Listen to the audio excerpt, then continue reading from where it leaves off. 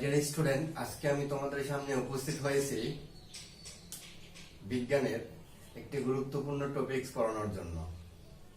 তো তার আগে আমার চ্যানেলটি যারা এখনো সাবস্ক্রাইব করো নাই, আমার চ্যানেলটি এখনই সাবস্ক্রাইব করে নিন এবং পরবর্তীতে আরো নতুন ভিডিও পেতে বেল বাটনটি অন করো।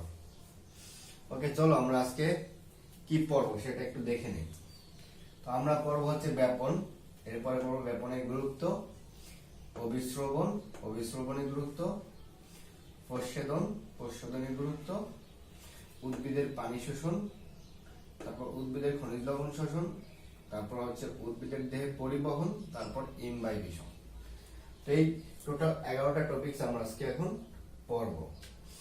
এখন দেখো, আমরা হচ্ছে 3টা টপিকস এর উপরে, এইগুলো টপিকস ব্যাপন, অভিস্রবণ এবং প্রচ্ছেদন।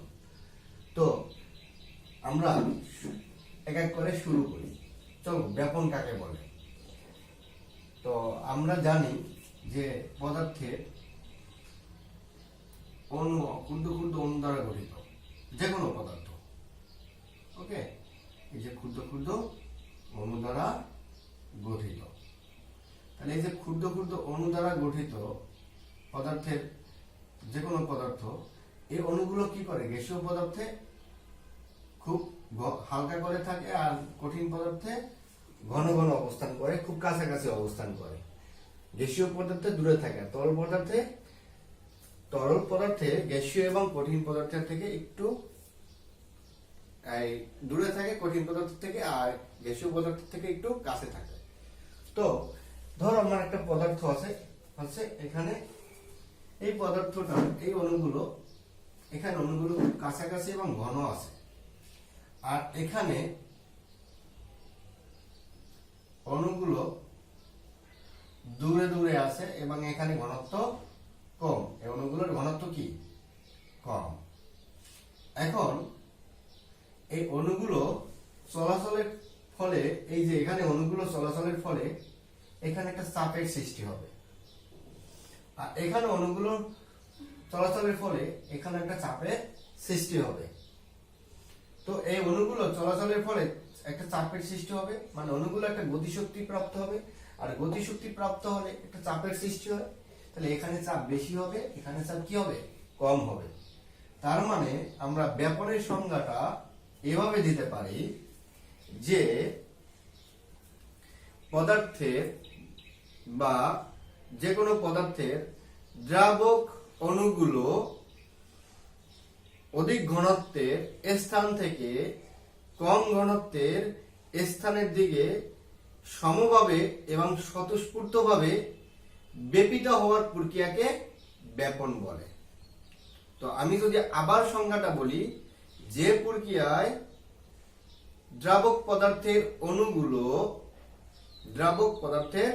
অণুগুলো হচ্ছে অধিক ঘনত্বের স্থান থেকে কম ঘনত্বের স্থানের দিকে স্বতঃস্ফূর্ত এবং সমভাবে পরিব্যাপ্ত হবে, তাকে ব্যাপন বলে। তা আমরা শিখলাম ব্যাপন কাকে বলে। তো এই ব্যাপনকারী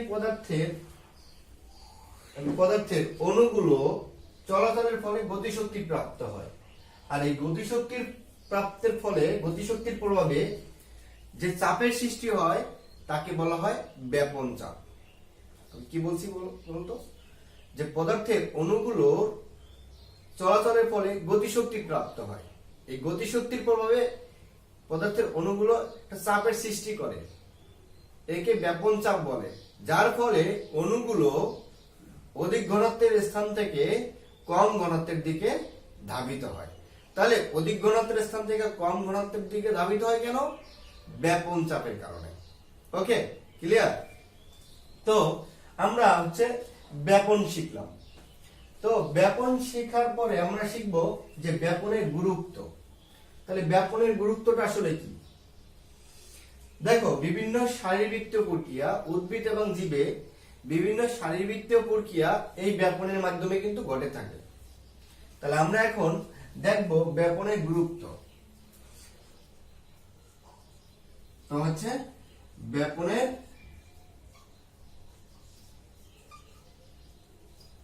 গুরুত্ব। তো চলো আমরা শিখে ফেলি ব্যাপনের গুরুত্ব। তাহলে বিভিন্ন শারীরবৃত্তীয় প্রক্রিয়ার এই ব্যাপনের গুরুত্ব অপরিসীম। যেমন যে উদ্ভিদ খাদ্য তৈরি করার জন্য কি দরকার হয়? সালেক সংশ্লেষণ। এই সালেক সংশ্লেষণের সময় উদ্ভিদের কি দরকার বলতো? অক্সিজেন দরকার, এবং কার্বন ডাই অক্সাইড অক্সিজেন বের করে দেয়, কার্বন ডাই অক্সাইড কি করে দরকার হয় উদ্ভিদের। তো এই যে কার্বন ডাই অক্সাইড দরকার হয় উদ্ভিদের, এই কার্বন ডাই অক্সাইড শোষণ এবং অক্সিজেন নির্গমন, এটা হচ্ছে ব্যাপন প্রক্রিয়ায় বের করে দেয় অক্সিজেন, আর কার্বন ডাই অক্সাইড উদ্ভিদ গ্রহণ করে ব্যাপন প্রক্রিয়ায়। এবং জীবদেহে জীবকোষে যে শ্বসন ঘটে, শ্বসনের সময় যে জারণ ঘটে, এই জারণটা হচ্ছে ব্যাপন প্রক্রিয়ায় ঘটে থাকে। এবং জীবকোষে অক্সিজেন এবং কার্বন ডাই অক্সাইড পরিবহন, এই পরিবহনটাও ব্যাপনের মাধ্যমে ঘটে থাকে। তাহলে দেখো ব্যাপনের গুরুত্ব কি? সালোক সংশ্লেষণের সময়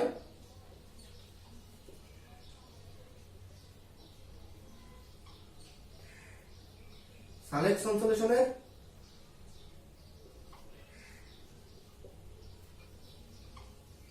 সময় কি করে?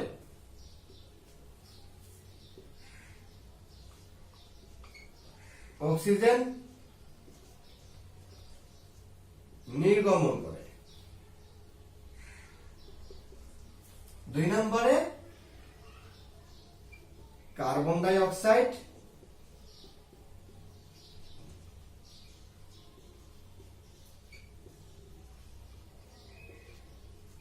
শোষণ করে। সালোক সংশ্লেষণ সময় উদ্ভিদ, ওকে। তাহলে এই যে শোষণ, এটা ঘটে হচ্ছে ব্যাপনের মাধ্যমে। এবং জীবকোষে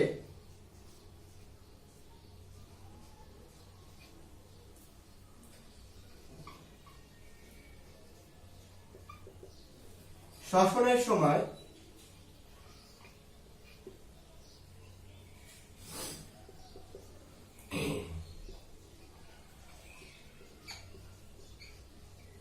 অক্সিজেন গ্রহণ মানে শোষণ। 2 নম্বরে কার্বন ডাই অক্সাইড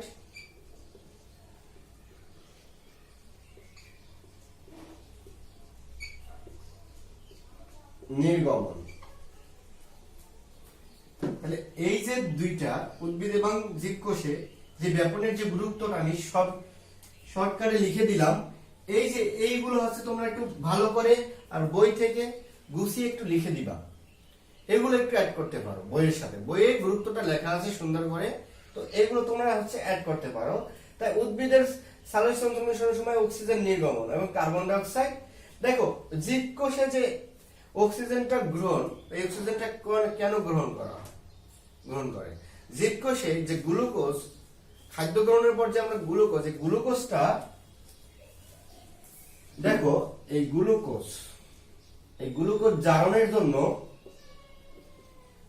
জারণ অক্সিজেন। দেখো এই যে গ্লুকোজ,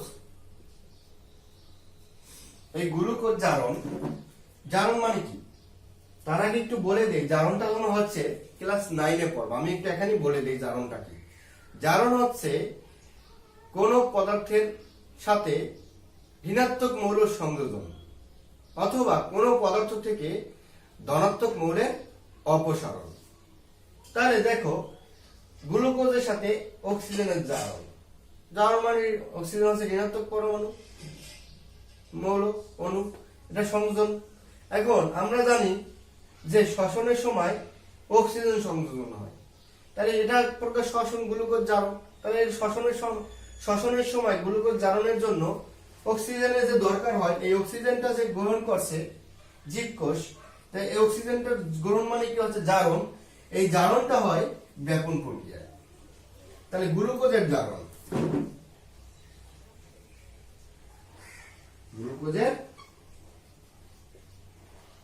এটা হচ্ছে ব্যাপনের প্রক্রিয়া হয়।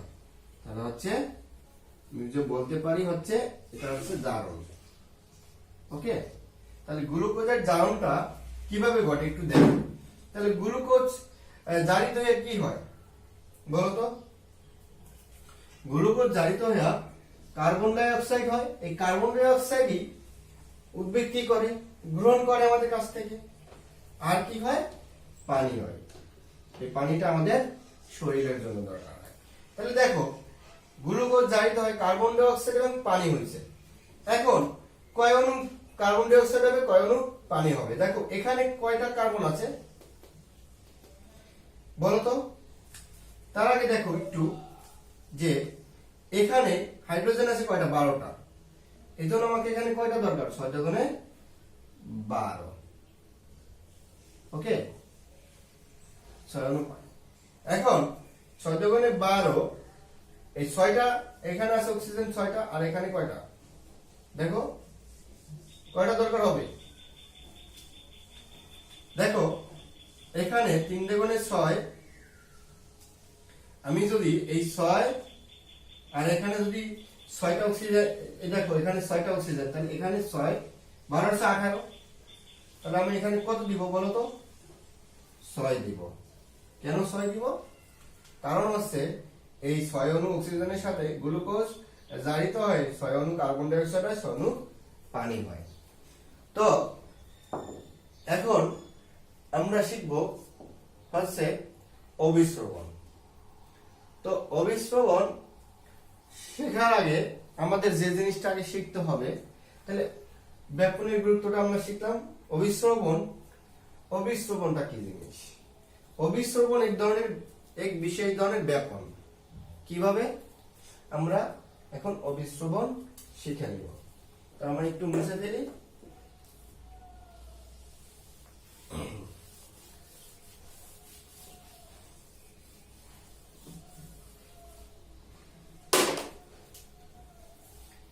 ধরো এখানে পদার্থের অণু আছে, দ্রাবক পানি,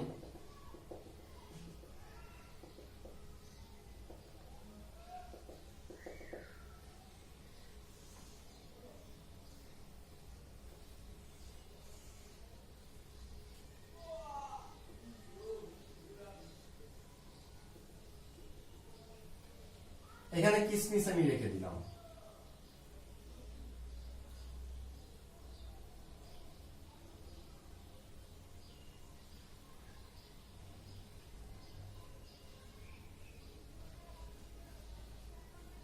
এখানেও কিসমিস আছে, তবে অত বেশি না। ওকে, তাহলে এখানে যে কিসমিস আছে অনেক ঘন। এবার এই দুইটা পদার্থ, এই দুইটা দ্রবণ একটা পর্দা দ্বারা আলাদা করা থাকবে। কি বলছি? এই দুইটা দ্রবণ হচ্ছে, তার আগে একটু দ্রবণ জিনিসটা কি? দ্রবণ জিনিসটা হচ্ছে দ্রাবক প্লাস দ্রব। ওকে, তাহলে এখন এই যে পর্দাটা, এই পর্দা আলাদা করা থাকবে পর্দা দিয়ে। এটা হচ্ছে বৈষম্যবেদ্য পর্দা বা অর্ধবেদ্য পর্দা। তাহলে অবিশ্রবণটা কি? যখন একই তাপমাত্রা ও চাপে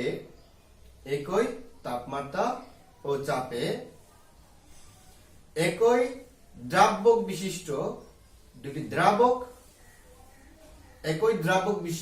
দ্রবণকে একটি বৈষম্যবেদ্য পর্দা দ্বারা আলাদা করা থাকলে যে প্রক্রিয়ায় দ্রাবক অণু কম ঘনত্ব থেকে অধিক ঘনত্বের দিকে ব্যাপিত হয় তাকে অবিশ্রবণ বলে। তো আমি আবার বলি ব্যাপারটা। একই তাপমাত্রা ও চাপে একই দ্রাবক বিশিষ্ট দুটি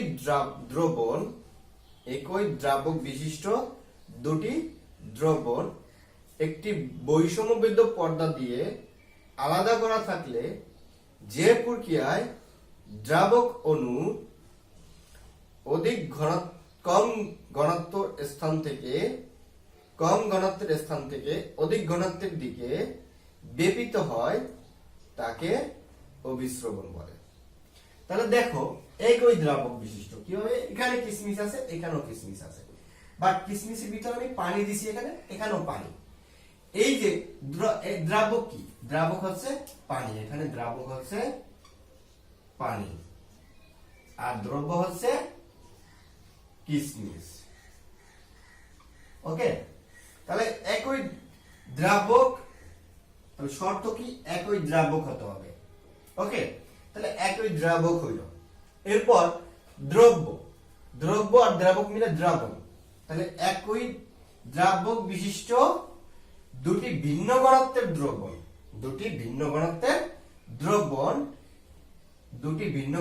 দ্রবণ একই তাপমাত্রা, আমি আবার একটু বলি, একই তাপমাত্রা ও চাপে একই দ্রাবক বিশিষ্ট দুটি ভিন্ন ঘনত্বের দ্রবণ একটি বৈষম্যবদ্ধ পর্দা দিয়ে, এই যে বৈষম্যবদ্ধ পর্দা দিয়ে আলাদা করা থাকলে যে প্রক্রিয়ায়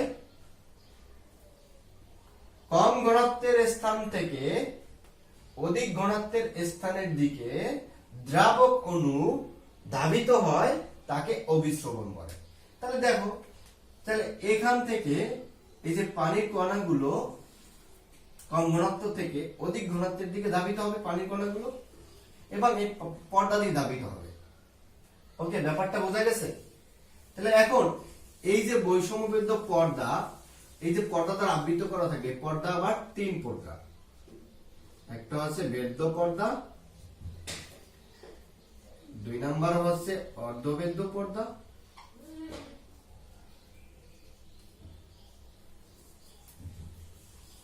তিন নাম্বার হচ্ছে অবেদ্য পর্দা। ওকে, তাহলে বেদ্য পর্দা কি? বেদ্য পর্দা হচ্ছে কোষ প্রাচীর, এটা হচ্ছে কোষ প্রাচীর। ওকে, এটা হচ্ছে কোষ প্রাচীর। এটা ডিমের নিচের পর্দা, ডিমের খোসা,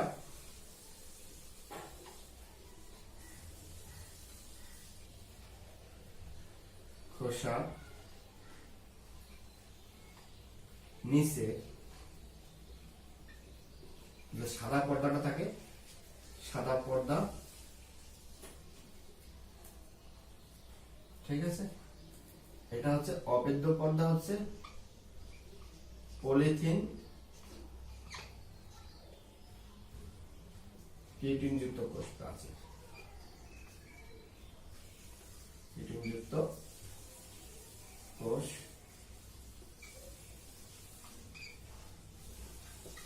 প্রাচীর।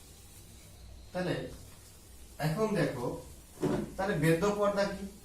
বেদ্য পর্দা হচ্ছে যে পর্দা দিয়ে দ্রাবক এবং দ্রব্য দুটি অণুই প্রবেশ করতে পারে তাকে বেদ্য পর্দা বলে। অর্ধবেদ্য পর্দা, যে পর্দা দিয়ে দ্রাবক এবং দ্রব্য দুটি একটি, মানে শুধুমাত্র দ্রাবক অণু প্রবেশ করতে পারে, যে পর্দা দিয়ে শুধুমাত্র দ্রাবক অণু প্রবেশ করতে পারে তাকে অর্ধবেদ্য পর্দা বলে। অবেদ্য পর্দা, যে পর্দা দিয়ে দ্রাবক এবং দ্রব্য দুটি একটিও প্রবেশ করতে পারে না তাকে অবেদ্য পর্দা বলে। ওকে, তাহলে আমরা এখন অভিস্রবণ কাকে বলে শিখলাম, এবং পর্দা হচ্ছে তিন প্রকার, এই পর্দাটা আমরা শিখে নিলাম। এখন আমরা শিখব অভিস্রবণের গুরুত্ব। তাহলে অভিস্রবণের গুরুত্ব,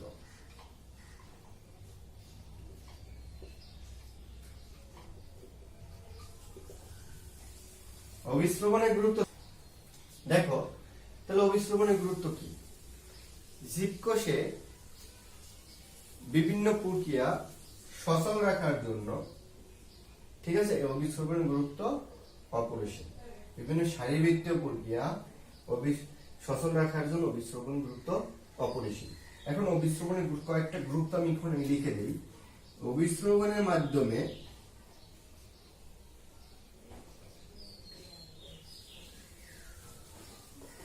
অবিশ্রবণের মাধ্যমে উদ্ভিদ পানি শোষণ করে। উদ্ভিদ কি করে? পানি শোষণ করে। ওকে, অবিশ্রবণের মাধ্যমে উদ্ভিদ পানি শোষণ করে। তাহলে এই যে উদ্ভিদ পানি শোষণ করে অবিশ্রবণের মাধ্যমে, এটা হচ্ছে অন্তঃবিশ্রবণ। তাহলে উদ্ভিদ অবিশ্রবণের মাধ্যমে পানি শোষণ করে, সেটা হচ্ছে অন্তঃবিশ্রবণ। দেখো, অন্তঃবিশ্রবণ, অবিশ্রবণ আবার দুই প্রকার। একটা হচ্ছে অবিশ্রবণ দুই প্রকার, একটা হচ্ছে অন্তঃবিশ্রবণ আর একটা হচ্ছে বহিঃঅবিশ্রবণ। ঠিক আছে? তাহলে অন্তঃবিশ্রবণ কি? অন্তঃবিশ্রবণ হচ্ছে, আমি একটা এক্সাম্পল দিই, কিশমিশ। কিশমিশ যদি তোমরা পানিতে ভিজিয়ে রাখো, তাহলে কিশমিশের ভিতরে আছে শর্করা অণু। এই শর্করা অণুর ঘনত্ব হচ্ছে কম থাকে বাইরের তুলনায়, মানে পানি বাইরে থাকে, শর্করা অণুর ঘনত্ব কম থাকে। ঠিক আছে, সরি, বেশি থাকে, শর্করা অণুর ঘনত্ব বেশি থাকে, আর বাইরে হচ্ছে কম, বাইরে হচ্ছে কম, পানির ঘনত্ব কম। তো এই যে ঘনত্ব হচ্ছে বেশি থাকে, তাহলে ওই যে পানি অণুগুলো কিশমিশের পর্দা ভেদ করে কিশমিশের ভিতরে প্রবেশ করে, এটা হচ্ছে অন্তঃবিশ্রবণ। আবার তোমরা যদি আঙ্গুর ফল যে আছে, আঙ্গুর ফল যদি রোদ্রে শুকাতে দাও, তাহলে ওই যে আঙ্গুরের ভিতরে যে পানিগুলো, রসগুলো, ওই রসগুলো হচ্ছে বাইরে চলে আসে। তখন ওই ভিতরের ঘনত্ব হচ্ছে, ভিতরের ঘনত্ব বেশি কম থাকে আর বাইরের ঘনত্ব বেশি থাকে। তাহলে ভিতর থেকে বাইরে পর্দা ভেদ করে বাইরে চলে আসে পানিগুলো, বাষ্প আকারে বের হয়ে যায় এই পানিগুলো, এটা হচ্ছে বহিঃঅবিশ্রবণ। ঠিক আছে? তাহলে অন্তঃবিশ্রবণ, বহিঃঅবিশ্রবণ। অবিশ্রবণের দ্রুত অক্সিজেনের মাধ্যমে উদ্ভিদ পানি শোষণ করে অবিশ্রবণের মাধ্যমে। ঠিক আছে? এবং খনিজ লবণ শোষণ করে অবিশ্রবণের মাধ্যমে। তাহলে আমরা পড়ব ব্যাপন আর অবিশ্রবণের মধ্যে পার্থক্য। দেখো, ব্যাপন এবং অবিশ্রবণের মধ্যে পার্থক্যটা কি? ব্যাপন,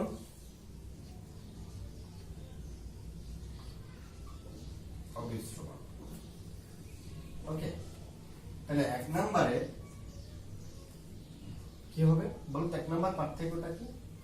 ব্যাপন হবে অধিক ঘনত্বের স্থান থেকে কম ঘনত্বের দিকে।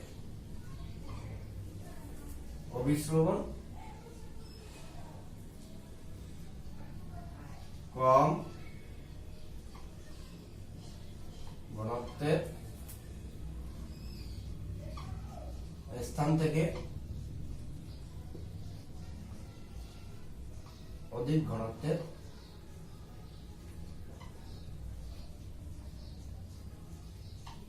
স্থানের দিকে। এটা একটা ব্যাপন আর অবিশ্রবণের মধ্যে পার্থক্য। দুই নম্বর পার্থক্য, ব্যাপনে যে দ্রাবক অণুগুলো থাকে, অণুগুলো কোনো আলাদা পর্দা থাকে না, কোনো পর্দা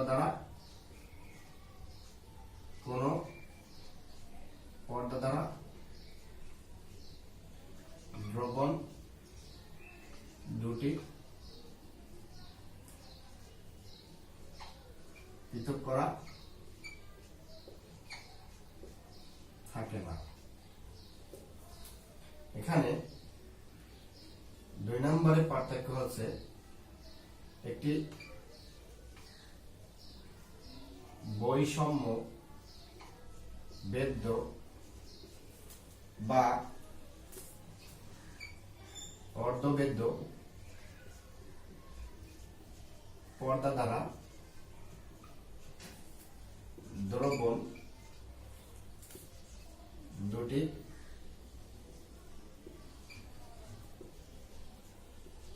আলাদা করা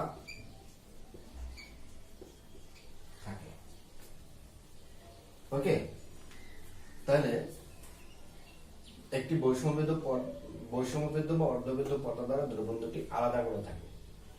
এরপর 3 নম্বর পার্থক্য হচ্ছে ব্যাপন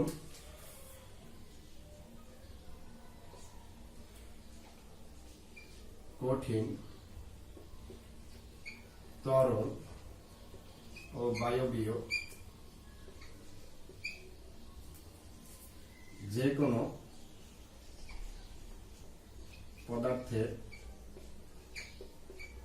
ক্ষেত্রে হতে পারে। ওকে, এখানে হচ্ছে 3 নম্বর পার্থক্য অবিশ্রবণ শুধুমাত্র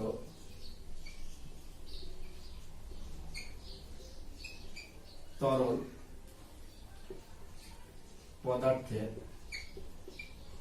ক্ষেত্রে হয়। ওকে, তাহলে ব্যাপন ও অবিশ্রবণের মধ্যে পার্থক্য যদি আসে তাহলে তোমরা এই 3টি পার্থক্য সুন্দরভাবে লিখে দিবা।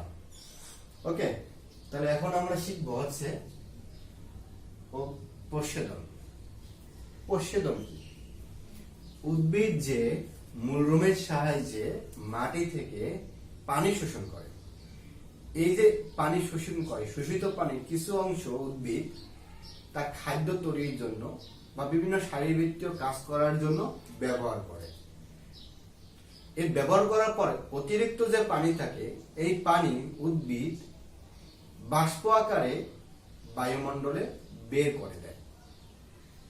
তাহলে এই যে বাষ্প আকারে যে বের করে দেয় পানিগুলো, তাহলে এই যে প্রক্রিয়ায় উদ্ভিদ তার অতিরিক্ত পানি বাষ্প আকারে বায়ুমণ্ডলে বের করে দেয়, তাকে হচ্ছে প্রচ্ছেদন বলে। তাহলে প্রচ্ছেদন কাকে বলে? যে প্রক্রিয়ায় উদ্ভিদ তার অতিরিক্ত পানি বায়ুমণ্ডলে বাষ্প আকারে নির্গমন করে বা বের করে দেয়, তাকে হচ্ছে প্রচ্ছেদন বলে। তাহলে প্রচ্ছেদনের গুরুত্বটা কি? প্রচ্ছেদনের গুরুত্ব, তাহলে প্রচ্ছেদনের গুরুত্ব বলার আগে তার আগে আমাকে বলতে হবে প্রচ্ছেদন হচ্ছে 3 প্রকার। প্রচ্ছেদন 3 প্রকার। একটা হচ্ছে প্রচ্ছেদন হচ্ছে প্রচ্ছেদন 3 প্রকার। ওকে, তাহলে প্রচ্ছেদন যদি 3 প্রকার হয়, 1 নম্বর প্রচ্ছেদন হচ্ছে পত্ররন্ধ্রীয় প্রচ্ছেদন। পত্ররন্ধ্র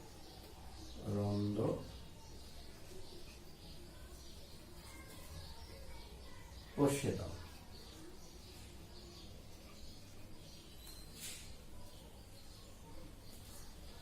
2 নম্বরে হচ্ছে কিউটিকুলার প্রচ্ছেদন।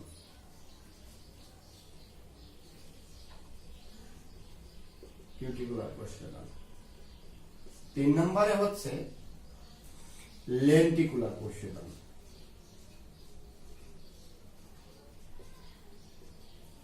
লেন্টিকুলার প্রচ্ছেদন। তাহলে উদ্ভিদ যে তার পানি অতিরিক্ত পানি বাষ্প আকারে বের করে দেয়, সেটা 3 ভাবে বের করে দেয়। উদ্ভিদের পত্ররন্ধ্রীয় প্রচ্ছেদন হচ্ছে পাতার মাধ্যমে হয়, কিউটিকুলার প্রচ্ছেদন হচ্ছে ত্বকের মাধ্যমে হয়, লেন্টিকুলার প্রচ্ছেদন হচ্ছে এটা হচ্ছে তোমার হচ্ছে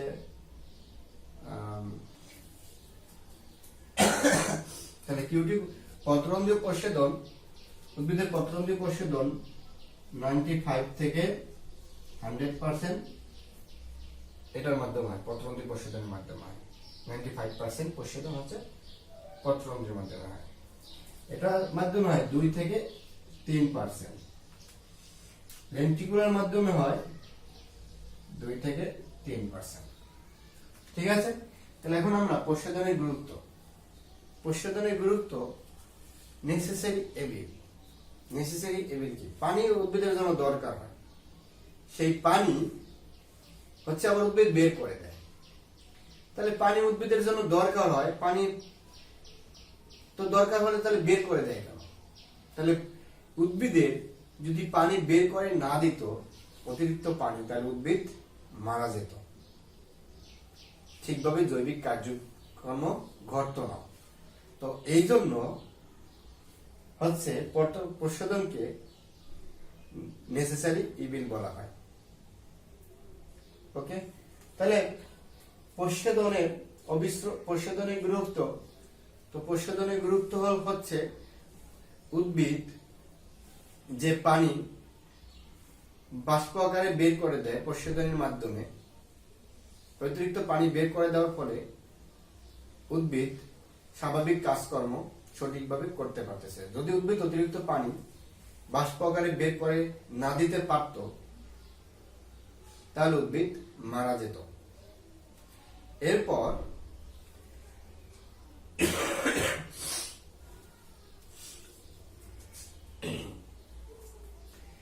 আমরা পড়ব উদ্ভিদের পানি শোষণ পদ্ধতি। উদ্ভিদ কিভাবে পানি শোষণ করে সেটা আমরা এখন দেখব।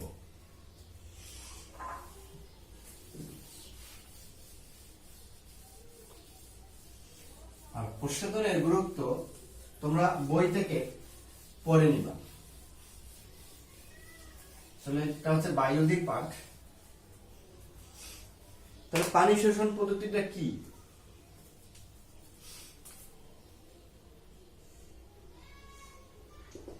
মোটামুটি হয়েছে আঁকা।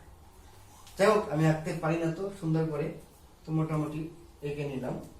হচ্ছে গাছ, উদ্ভিদ এই মাটির কণার ফাঁকে ফাঁকে কৈশিক পানি আছে। তো এই মাটির কণার ফাঁকে ফাঁকে কৈশিক পানি, উদ্ভিদের যে মূল রোম, এই যে মূল, এইগুলো হচ্ছে মূল রোম উদ্ভিদের। ওকে, তাহলে এই মূল রোম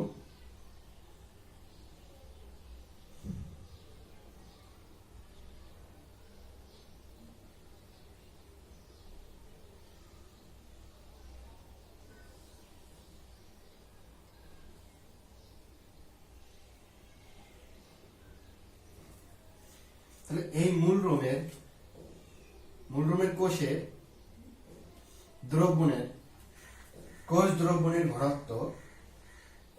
দ্রবণের ঘনত্ব এর পরিবেশের মাটির কণার পরিবেশের কোষ দ্রবণের ঘনত্ব অপেক্ষা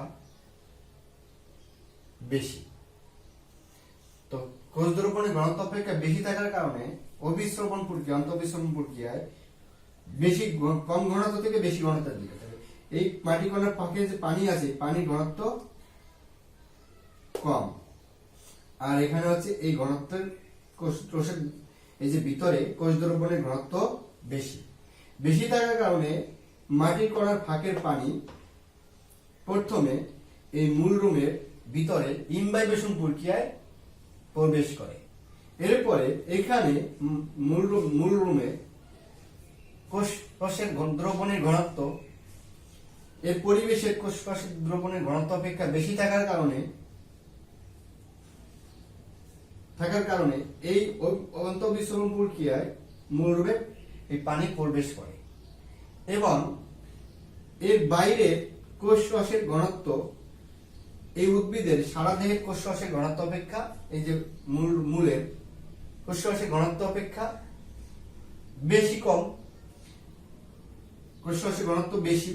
সব হচ্ছে বহি আবরণের যে কোষরসের ঘনত্ব, এই যে বহিঃত্বকের যে কোষরসের ঘনত্ব, এই ঘনত্ব হচ্ছে উদ্ভিদের বিভিন্ন ঘনত্ব অপেক্ষা কম থাকার কারণে এই পানি উদ্ভিদের সারা দেহে পৌঁছায় অন্তঃবিস্রবণের মাধ্যমে। এখন কিভাবে যায় পানিটা? হচ্ছে তোমার এভাবে যায়, মূলরোম থেকে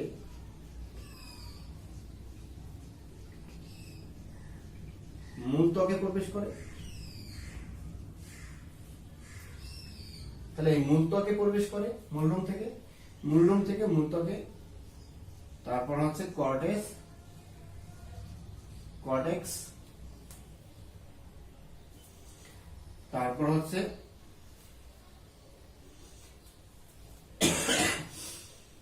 এন্ডোডার্মিস,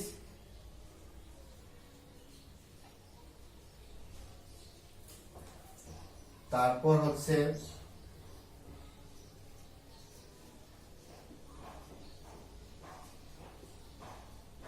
পরিবহন টিস্যু, বলতে পারি জাইলেম টিস্যু।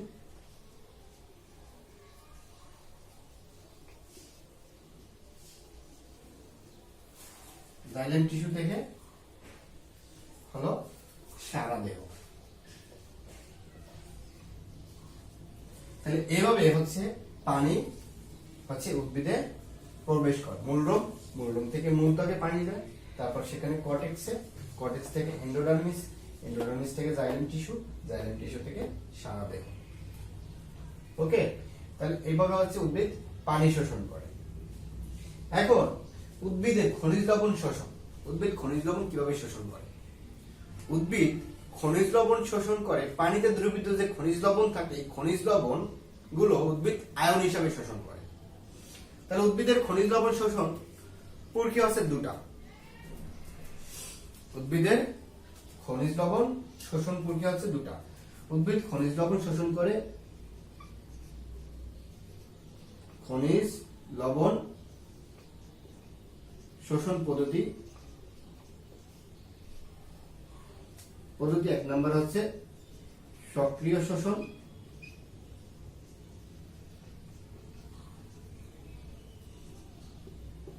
দুই নম্বর হচ্ছে নিষ্ক্রিয় শোষণ।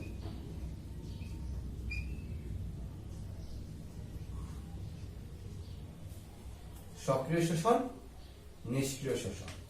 যে পানিতে যে দ্রবীভূত আয়ন থাকে, খনিজ লবণ থাকে, এই লবণ দুইভাবে উদ্ভিদ শোষণ করে, একটা হচ্ছে সক্রিয় শোষণ, একটা হচ্ছে নিষ্ক্রিয় শোষণ। এখন খনিজ লবণ শোষণ পদ্ধতি দুই প্রকার, একটা সক্রিয় মানে এটা হচ্ছে অ্যাক্টিভ, আর একটা হচ্ছে প্যাসিভ। তাহলে সক্রিয় শোষণ আসলে কি জিনিস? সক্রিয় শোষণ হচ্ছে উদ্ভিদের মাটি কণার ফাঁকে ফাঁকে যে খনিজ লবণগুলো থাকে আয়ন হিসাবে ক্যাটায়ন আর অ্যানায়ন। ধরে উদ্ভিদের সোডিয়াম ক্লোরাইড শোষণ করলো, সোডিয়াম ক্লোরাইড এটাকে সোডিয়াম ক্লোরাইড হিসেবে শোষণ করতে পারবে না উদ্ভিদ এই সোডিয়াম ক্লোরাইড ক্যাটায়ন এবং অ্যানায়ন হিসাবে। ক্যাটায়ন মানে ধনাত্মক চার্জযুক্ত পরমাণু, অ্যানায়ন হচ্ছে ঋণাত্মক চার্জযুক্ত পরমাণু। তাহলে এখন দেখো ক্যাটায়ন যে প্রক্রিয়া শোষণ করে সেটা হচ্ছে নিষ্ক্রিয় শোষণ। ক্যাটায়ন এই যে সোডিয়াম প্লাস ক্যাটায়ন যে প্রক্রিয়া শোষণ করে সেটা হচ্ছে নিষ্ক্রিয় শোষণ, আর অ্যানায়ন যে প্রক্রিয়া শোষণ করে সেটা হচ্ছে সক্রিয় শোষণ। ক্লিয়ার আমার কথা? তাহলে ক্যাটায়ন যে প্রক্রিয়া শোষণ করে সেটা হচ্ছে নিষ্ক্রিয় শোষণ, আর অ্যানায়ন যে প্রক্রিয়া শোষণ করে সেটা হচ্ছে সক্রিয় শোষণ। তাহলে নিষ্ক্রিয় শোষণ, তাহলে উদ্ভিদের খনিজ লবণ শোষণ আমরা জানলাম, সেটা হচ্ছে মূলরোম দিয়ে শোষণ করে। এখন এই জিনিসগুলো আরো ডিটেলস আছে তোমাদের বইতে, তোমাদের বইতে যে জিনিসগুলো নাই সেই জিনিসগুলো আমি ব্যাখ্যা করে দিলাম। তো এখন আমি তোমাদের পড়াবো হচ্ছে উদ্ভিদের দেহে পরিবহন। এই উদ্ভিদের দেহে পরিবহনটা কিভাবে হয়? উদ্ভিদ এর দেহে শোষণ করে, শোষণ করার পরে পরিবহনটা কিভাবে হয়? উদ্ভিদের দেহে পরিবহন দুইটা পদ্ধতিতে হয়। একটা হচ্ছে পরিবহন, উদ্ভিদের দেহে পরিবহন নামক এক ধরনের টিস্যু থাকে। তোমরা জানো টিস্যু কি? একাধিক কোষ সংগঠিত হয়, ঠিক আছে? একাধিক কোষ সংগঠিত হয় একটি নির্দিষ্ট কাজ করলে তাকে টিস্যু বলে। তাহলে টিস্যু হচ্ছে উদ্ভিদের পরিবহনের জন্য দুইটা টিস্যু কাজ করে। একটা হচ্ছে জাইলেম টিস্যু, এক নম্বরে পরিবহন টিস্যু গুলো উদ্ভিদের, এইগুলো হচ্ছে উদ্ভিদের পরিবহন টিস্যু নামে পরিচিত। দুই নম্বরে হচ্ছে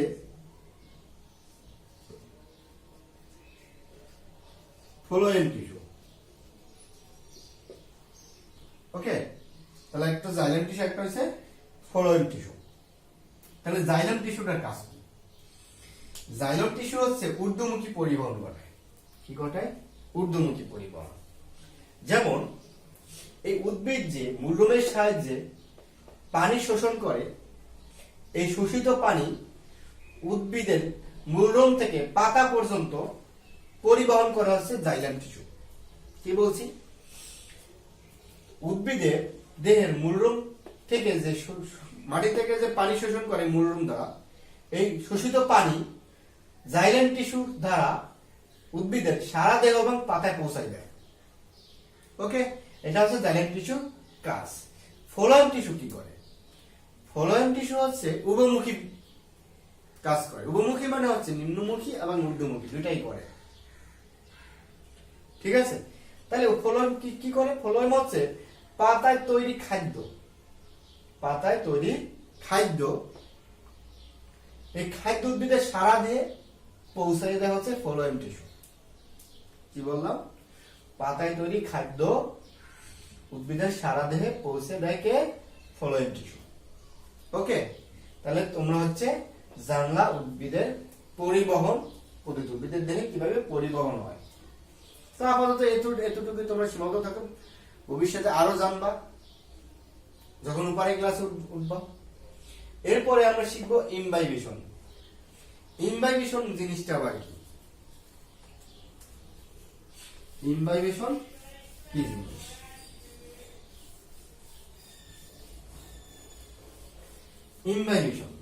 ইমবাইবেশন হচ্ছে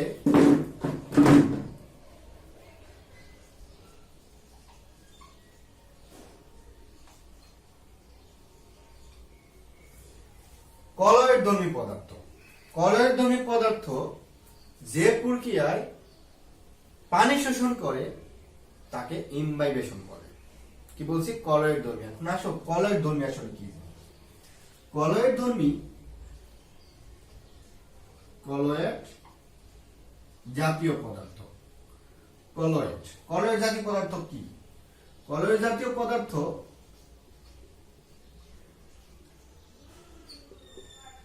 হচ্ছে ওই সকল পদার্থ, যে সকল পদার্থ পানিগ্রাসী। পানিগ্রাসী মানে কি? পানি শোষণ করে। যেমন টিস্যু, টিস্যুতে যদি তোমরা এক সিটা পানি ছিটাও তাহলে সাথে সাথে ওই পানিটা শোষণ করে ফেলে। ঠিক আছে, অ্যাবজর্ব করে ফেলে। তাহলে এই যে অ্যাবজর্ব করে ফেলে সাথে সাথে, এটাই হচ্ছে ওর কলয়েডধর্মী পদার্থের বৈশিষ্ট্য। তাহলে কলয়েডধর্মী পদার্থ কি? যে সকল পদার্থ পানিগ্রাসী সেগুলো হচ্ছে কলয়েডধর্মী পদার্থ। তাহলে ইমবাইবেশন কি জিনিস? তাহলে ইমবাইবেশন হচ্ছে কলয়েড জাতীয় পদার্থ যে প্রক্রিয়ায় পানি শোষণ করে তাকে ইমবাইবেশন বলে। তো আজকে আমি এখানেই শেষ করে দিচ্ছি। আগামীতে কোনো এক পর্বে তোমাদের সাথে আবারও দেখা হবে। আর আমার চ্যানেলটি যারা এখনো সাবস্ক্রাইব করো নাই তারা আমার চ্যানেলটি এখনই সাবস্ক্রাইব করে নাও। আর আমার লেকচারটি কোথায় বুঝতে পারোনি সেটা আমাকে কমেন্টে জানিয়ে দিবা। তো আগামী সপ্তাহে আবার দেখা হবে। সেই পর্যন্ত তোমরা ভালো থাকো। আল্লাহ হাফেজ।